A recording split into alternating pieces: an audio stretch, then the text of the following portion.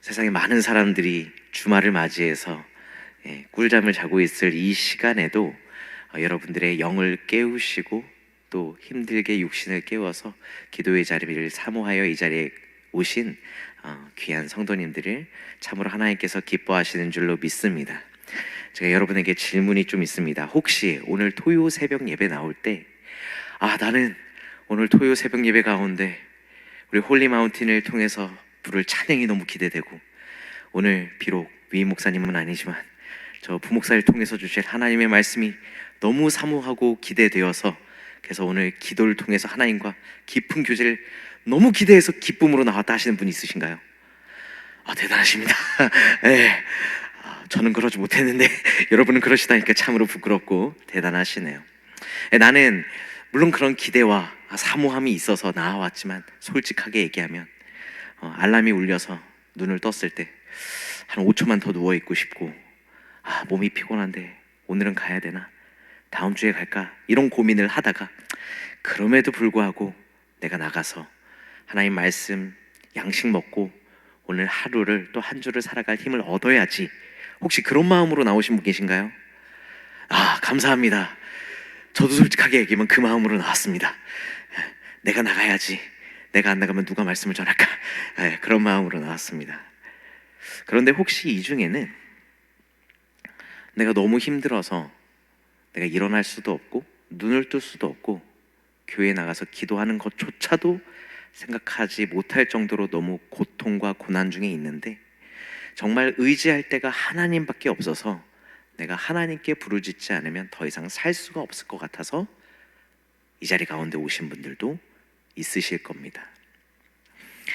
물론 정말 기쁜 마음을 가지고 기대하는 마음을 가지고 오시는 우리 성도님들도 하나님께서 너무너무 사랑하시지만, 그리고 귀찮고 힘든데도 정말 이악 물고 그래도 내가 내 할 도리를 다해야지, 아니면 하나님 그래도 만나야지, 이런 마음 오시는 분 더 하나님께서 사랑하시지만, 그 고난과 고통 가운데 정말 아무것도 할 수 없을 때 하나님 한 분만을 의지할 수 없어서 내가 이 자리 가운데 나온 성도님들이 계시다면, 하나님께서 정말 따스한 손길로 안아주시고 오늘도 살아계신 하나님의 말씀의 능력으로 힘을 주시고 은혜 주실 줄로 믿습니다. 제가 오늘 그런 고난과 고통 중에 있는 성도님들이 있다라고 이야기를 했는데, 저는 그러면서 제 삶을 좀 돌아보게 됩니다. 과연 내 삶에서 정말 그런 고난과 고통의 순간이 있었을까? 물론 고난과 고통은 모두 상대적인 것이기 때문에, 어떤 사람은 바늘 하나에 찔리기만 해도 너무나도 크게 아픈데, 어떤 사람은 큰 대못이 박혀도 참을만 하다, 이런 분들도 계시는 거죠. 그런데 그 상대적인 고통 가운데에서 그럼에도 불구하고 하나님 앞에 나온다라고 하는 것은 하나님의 백성인 우리에게, 또 예수 그리스도를 따르는 자로서 그리스도인이라고 부름받는 우리가 가질 수 있는 참 큰 은혜요 특권이지 않나 싶습니다. 그런데 이런 고난 가운데 하나님을 찾고 의지하는 모습들을, 이 자리에 계신 분들은 다 그 의미를 알고 그 경험들이 있으시지만, 갈수록 점점 젊은 세대들, 소위 세상에서는 MZ라고 얘기하고 우리 교회에서는 다음 세대라고 하고 얘기하는 우리의 자녀들은, 우리의 자녀손들은 느끼기가 어려운 것 같습니다. 왜 그런 하나님의 은혜를 느끼기 어렵고 그런 고난이 없을까라고 생각해 보면, 너무나도 당연한 것이 세상이 굉장히 편리해졌죠. 예전에 정말로 저는 한 번도 경험해 보지 못했지만 저의 부모님과 저희 조부모님들을 통해서 들었던 그런 보릿고개 시절, 정말로 뼈 아프고 가난하고 괴로웠던 시절, 정말 의지할 거라고는 이 몸 하나밖에 없고 이 몸 하나조차 내가 원하는 대로 되지 않아서 정말 하나님이 주시는 은혜가 아니면 살아갈 수 없었던 그런 시대를 살던 어르신들의 시대와 다르게, 지금은 마음만 먹으면 언제든지 의지만 가지고 조금만 노력하면 굶어 죽지 않을 수 있고 병을 고칠 수 있고 편의와 편리 가운데 살아갈 수 있는 시대에 살고 있지요. 그런데 우리가 알듯이 이렇게 쉽게 얻은 것들은 쉽게 잃어버린다라고 하는 것이죠. 영어 속담에는 easy come, easy go라고 얘기하는데, 이것들은 비단 영어의 속담에게 나오는 그 한 문화권에만 속한 게 아니라 모든 인간의 삶의 영역 가운데 동일한 것 같습니다. 저는 그 쉽게 얻으면 쉽게 잃는 것의 대표가 무엇이라고 생각하냐면 바로 돈이고, 그 중에서도 복권이라고 생각을 하는데요. 네, 저는 복권을 해본 적이 있습니다. 네, 어렸을 때 저희 동네에는 그런 게 있었습니다. 지하철 한가운데 복권을 판매하는 아주 조그만, 한 사람 겨우 들어갈 만한 부스가 있었는데, 어린 시절에 살 수도 없고 사서도 안 되는데 그 당시에는 왜 그게 그렇게 해보고 싶었는지, 네, 어머니 지갑에서 1,000원짜리를 몰래 훔쳐서 가가지고 연금 복권 하나 주세요 이러고 긁어봤는데 당연히 꽝이 나오죠. 그런데 세상 가운데는 수많은 이런 한순간 나에게 내가 나의 노력도 들이지 아니하고 수고도 가지지 않고 나의 고통과 고난으로 뼈를 깎는 그런 애씀이 없는 상태에서 돈을 얻기 위해서 수많은 사람들이 복권을 사는데, 그런데 그 복권을 당첨돼서 수십억의 수익이 하루아침에 생긴 사람들의 말로가 좋지 않다는 것은 우리가 익히 많은 뉴스와 소식들을 통해서 알고 있지요. 제가 생각했을 때는 참 그 돈을 적절히 잘 분배해서 통장에 넣어놓고 그러면 편안하게 살 수 있을 것 같은데, 한 번도 경험해보지 못한 갑작스러운, 그리고 나의 소득으로 수고와 애쓰고 피땀 흘려서 번 돈이 아니기 때문에 너무나도 쉽게 소비하고, 그걸로 쉽게 더 노력하고 애써서 어떻게 하면 이 재산을 더 유용하게 쓸까에 대한 고민하지 않고 흥청망청 쓰다가 결국에는 이전의 삶조차 망가져서 무너지는 사람들의 모습들을 많이 보게 되지요. 우리가 이것들을 통해서 알 수 있는 것은 모든 영역에서, 단순히 돈뿐만 아니라 우리 삶의 모든 영역에서 쉽게 얻은 것은 쉽게 잃을 수 있다라고 하는 것이고, 이것은 우리의 신앙에도 동일하게 적용되는 것이지요. 갈수록 말씀을 듣기에, 은혜로운 찬양을 듣고 접하기에 쉬운 시대가 되었습니다. 인터넷의 발달로 소셜 네트워크와 또 유튜브 같은 동영상 채널들이, 플랫폼들이 발전을 하면서 우리는 마음만 먹으면 언제든지 정말로 훌륭한 목사님들의, 또한 심지어 10여 년, 20여 년 전에 돌아가신 그런 목사님들의 주옥 같은 말씀들을 언제든 접할 수 있고, 내가 듣고 싶은 찬양을 들을 수 있는 시대에 있습니다. 그러나 그런 편의성이 점점 쉽게 말씀을 듣고 찬양하고 소위 집에서도 예배를 드릴 수 있는 환경이 열리다 보니 자연스럽게 하나님 앞에 하나님의 백성으로서 마땅히 우리가 드려야 하는 수고와 노력이, 그 가치가 점점점 폄하되는 시대 가운데 우리가 있지요. 그러다 보니까 이런 다음 세대들, 특별히 인터넷으로 무언가를 보고 듣고 활동을 하는 것이 익숙한 세대들이 나의 몸을, 땀을 흘리고 고통을 경험하면서 수고하고 애쓰고 노력해서 예배를 드리거나 신앙의 성장을 위해서 공부를 한다던가 교제를 하고 하나님의 사역들을 하는 것에 대한 자연스러운 거부감을 가지게 되고, 그러다 보니까 점점 쉽게 얻은 믿음에 대한 쉽게 포기하는 모습들을 보게 되는 것이죠. 그것을 극단적으로 느낀 것이 이번 코로나 시기가 아니었나 싶습니다.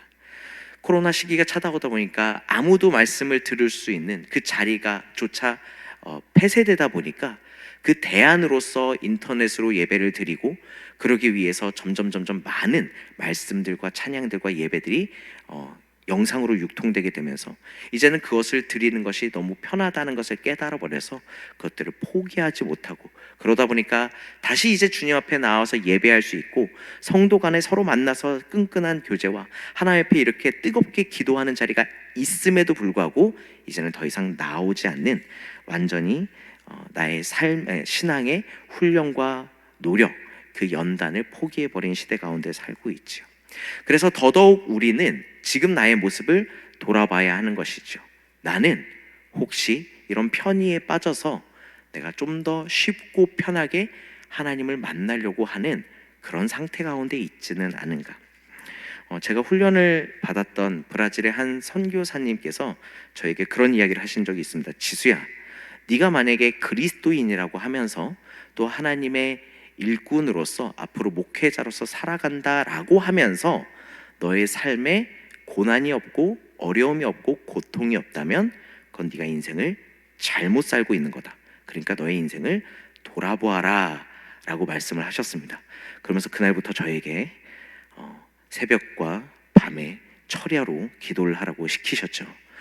그런데 그런 고통이 사실은 저도 젊은 시절에 30대 초반의 젊은 시대에 이해가 되지 않았어요. 이거는 그냥 나를 괴롭히는 것 같고 정말 이걸 통해서 내가 얻을 수 있는 유익이 무엇인가 그런 의문이 들었는데, 그런데 알 수 없지만 지금의 나는 왜 그런 지시를 내리시고 왜 그런 나에게 말씀하셨을까? 그 당시엔 이해가 되지 않았지만 그 훈련이 마친 이후에 내가 나를 돌아보았을 때 이전의 나의 모습과는 완전히 달라진, 정말로 새벽 그리고 그 밤 늦은 시간에 정말 하나님 앞에 계속적으로 1시간, 2시간씩 기도를 하는 것이 당장의 나의 변화를 느껴지지 않지만 그 훈련이 마친 후에 나를 돌아보았을 때는 이전의 나와 완전히 달라진 모습인 것들을 우리는 경험하게 된다라고 하는 것이죠. 하나님께서는 우리를 너무나도 사랑하셔서 자신의 고유한 형상을 따라 우리를 빚으시고 마치 정금과 같이 순금과 같이 거룩하고 아름다운 존재로 빚으셨습니다. 그런데 그것이 이제는 죄로 말미암아 더럽혀지고 불순말이 섞여 있는 가운데 우리는 다시금 그 아름답고 거룩한 본질을 회복하기 위해서 스스로 우리를 연단할 필요가 있고, 그 연단에 가장 필요한 것이 오늘 베드로 사도도 이야기하는 것처럼 우리 가운데 찾아오는 불시험과 고난과 고통이라고 하는 것이죠. 제가 방금 여러분을 정금과 같이 순금과 같이 아름답고 거룩한 존재라고 얘기했는데, 여러분 어떻게 정금이 재련되고 연단되는지 혹시 아십니까? 지금은 이제 기술이 많이 좋아져서 다양한 주파수를 이용해서 진동을 이용해서 다양한 방법으로 재련을 하지만, 아주 전통적인 방법에서는 사실은 동광석이라고 하는 다양한 광물들이 섞여 있는 물질을 잘게 부수고, 그래서 그 부서진 광석들을 녹여서 그 안에서 불순물들을 제거하는 과정을 통해서 금들을 뽑아내고 그 금들을 계속적으로 두들겨서 그 안에 있는 불순물들이 다 사라졌을 때 우리가 흔히 얘기하는 24K, 순도 99.999999%의 순금이 된다라고 하는 것이죠. 그런데 그 재련과 연단의 과정 가운데 반드시 들어가는 것이 뭐냐면 뜨거운 불가마에, 1000도씨가 넘는 뜨거운 불가마에 3번 정도 이것이 들어갔다 나와야 된다라고 하는 것이죠. 딱딱한 광물이 이제는 녹아져서 그 녹아지는 것들이 점점 불순물을 빼내고 마침내 마지막에 그 정금이 남기까지의 고통스러운 과정이 견뎌졌을 때 아름다운 금이 나오는 것처럼 우리 그리스도인들도 이 삶의 자리 가운데에서, 또 우리 신앙의 훈련의 자리 가운데서 끊임없이 자신을 하나님 앞에 훈련의 불시험 가운데 던져놓고 그 가운데 하나님께서 우리를 두들기심을 통해서 아름답게 빚어가시는 것들을 우리가 기꺼이 받아들여야 한다라고 하는 것이죠. 그런데 그것이 아까도 말씀드렸처럼 이런 고통과 고난보다는 좀 더 편리하고 나의 안정을 추구하는 이 시대 가운데는 그것들이 맞지 않는 것처럼 보인다라고 하는 겁니다. 그것은 비단 지금 21세기를 살아가는 우리에게 있어서만의 모습은 아니고 아마 베드로 사도가 이 이야기를 외쳤던 당시의 교회의 성도들에게도 동일하였을 것입니다. 왜냐하면 인간은 본능적으로 내가 조금 더 안정적이고 내가 조금 더 풍요롭고 내가 행복하게 쾌락을 추구하며 살기를 원하기 때문입니다. 그런데 그런 가운데에서 베드로는 그럼에도 불구하고 우리가 그리스도인으로서 살아갈 때 우리에게 오는 불시험과 연단을 이상한 것으로 여기지 아니하고 기쁘게 감당하며 그로 말미암아 날로 하나님 앞에 그저 초신자로서 이제 막 예수님이 누군지를 깨달아 알아가는, 그래서 잠시 잠깐 오는 바람에도 흔들려서 믿음을 잃어버리는 그런 사람이 되는 것이 아니라 어떤 어려움과 환경 가운데에서도 수많은 로마의 박해와 핍박과 기존의 종교의 전통을 유지하던 그 유대교 사람들의 비난과 멸시 가운데에서도 하나님을 믿는 믿음을 지키라라고 오늘 베드로 사도는 그의 사랑하는 성도들에게 권면하고 있는 것입니다. 그렇게 우리가 온전히 하나님께서 허락하신 원래의 모습, 순전한 우리의 신앙을 가지기 위해서 우리가 연단을 받아야 되는데, 이런 연단이 주는 유익은 무엇이 있습니까? 이 연단으로 말미암아 우리가 그리스도의 사역 가운데 동참하게 된다라고 하는 것이죠. 오늘 16절은 그 하나님의 사역에 동참하는 모습을 우리 가운데 보여주고 있는데, 우리 16절 말씀을 함께 읽도록 하겠습니다. 시작. 만일 그리스도인으로 고난을 받으면 부끄러워하지 말고 도리어 그 이름으로 하나님께 영광을 돌리라. 우리가 그리스도의 이름으로, 그리스도인으로서 그리스도의 이름으로 받는 고난을 부끄러워하지 말고 그 이름으로 하나님께 영광을 돌리는 것이, 그리스도께서 이 땅 가운데 오셔서 우리 가운데 우리를 위해서, 우리를 구원하기 위해서 하셨던 일이고, 그 가운데 우리가 이제 초청되었을 때 우리가 그 사역에 동참할 수 있다라고 하는 것이죠. 완전한 하나님이신 예수 그리스도께서 죄인된 우리를, 사실은 불가능이 없으신 하나님이기 때문에 그 이 땅 가운데 죄 지은 모든 사람들 사라지고 다 멸해버리고, 그리고 새로운 사람 창조할 수도 있었을 겁니다. 하지만 우리를 너무나도 사랑하시는 하나님이기 때문에 그 사랑의 하나님께서 친히 인간의 몸으로 이 땅 가운데 오시는 고난과 고통을 감수하셨습니다. 뿐만 아니라 그 피값으로 그 모든 죄를 씻기 위해서 채찍질 당하시고 가시면류관을 쓰시고 십자가에 손과 발이 못 박히면서 우리를 위해 물과 피를 쏟으셨던 그 고난과 그 고통, 그 고난 가운데 우리가 동참하는 것이, 그래서 그리스도께서 받으셨던 그 놀라운 고통과 고난으로 통해서 다시금 우리에게 오는 하나님의 영광을 우리에게 주시기 위해서 우리 가운데 오늘 이 연단과 고난이 주어진다라고 하는 것입니다. 안티프레즐이라고 하는 말이 있습니다. 이것은 이제 프레즐이라고 하는 깨지기 쉬운 속성을 이야기하는 것의 반대어로, 이것이 단순히 그럼 깨지기 쉽지 않다라는 것이 아니라 오히려 깨지고 자극을 받고 두드림을 당할수록 더 강해진다라고 이야기를 하는 것이죠. 그리스도의 사역 가운데 우리가 동참했을 때 우리는 프레즐, 깨지기 쉬운 질그릇과 같은 상태에서 안티프레즐한 정금으로 거듭나게 된다라고 하는 것입니다. 왜냐하면 우리 안에, 우리가 그리스도의 사역에 동참함으로 말미암아 이제는 내가 주인 되었던 삶이 이제 내 삶이 아니라 나를 위해서 죽으시고 십자가의 고통을 감내하시고, 그리고 죽음으로 끝나신 게 아니라 다시금 새로운 부활의 생명 가운데 오셔서 그 영원한 생명의 영광을 가지고 계신 그 주님이 우리 안에 살아계시기 때문이죠. 그렇기 때문에 그 그리스도의 사역에 동참하는 그 고난의 사역 가운데 있을 때 이제는 주님께서 우리 가운데 자신이 받으셨던 그 영광과 생명을 우리 가운데도 허락해 주시고, 그 생명 가운데 살아가는 우리는 어떠한 고난 가운데에서도 쉽게 부서지는 질그릇과 같은 상태가 아니라 정금과 같이 두들겨질수록 더욱 단단하여지고 더욱 아름다워지고 더욱 거룩해지는 안티프레즐한 하나님의 백성이 된다라고 하는 것이죠. 이 모든 것이 가능한 이유는 무엇입니까?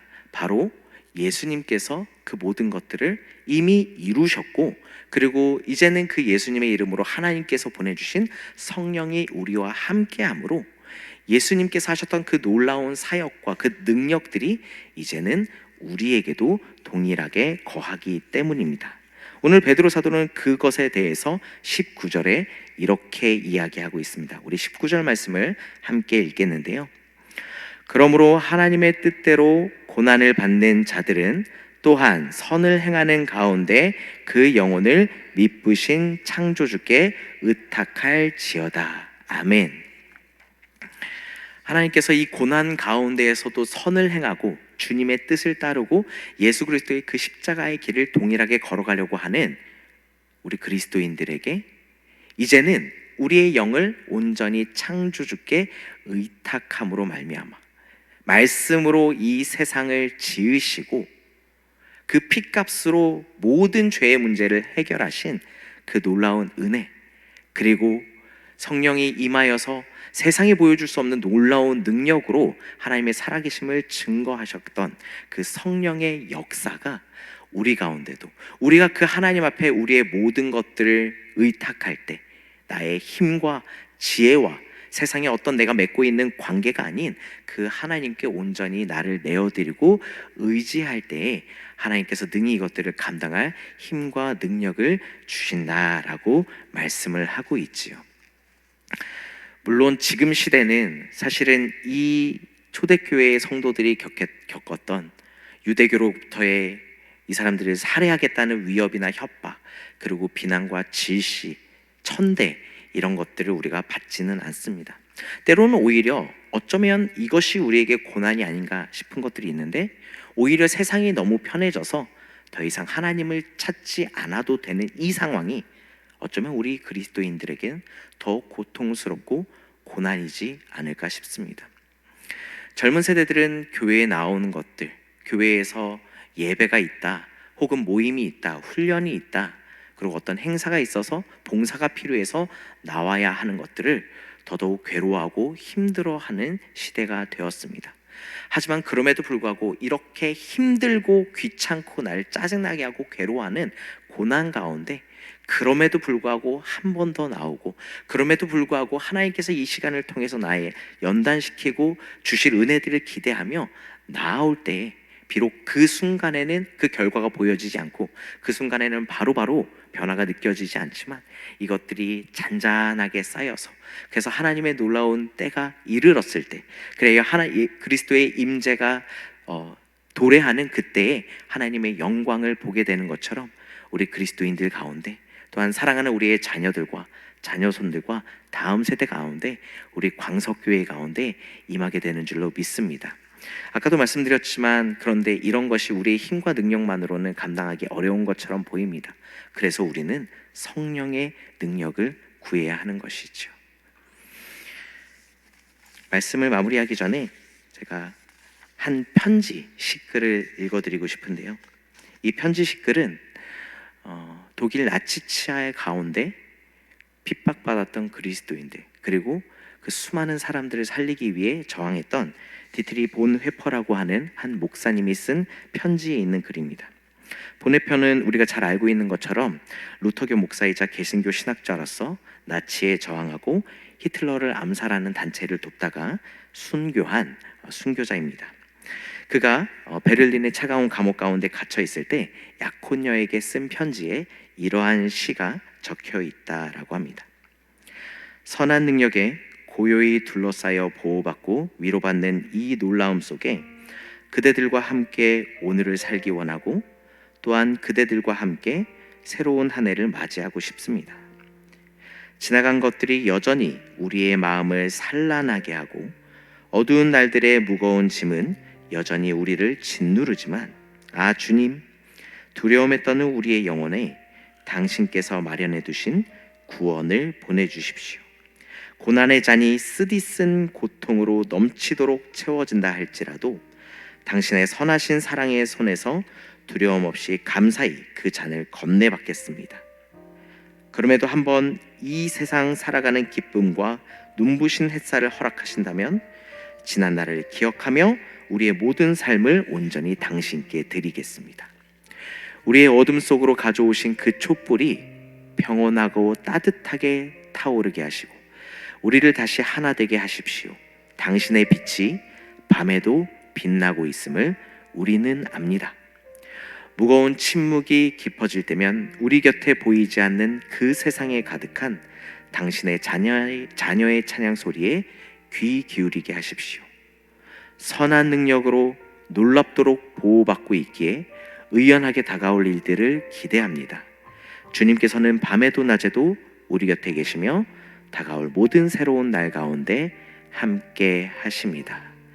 갈수록 믿음을 지키기 어려운 이 시대 가운데 그동안 70년 동안 우리 교회를 지켜주신 하나님의 은혜를 기억하며, 하지만 그 참담한 가운데서도 우리가 주님께서 주시는 능력으로 새롭게 도약하길 원합니다.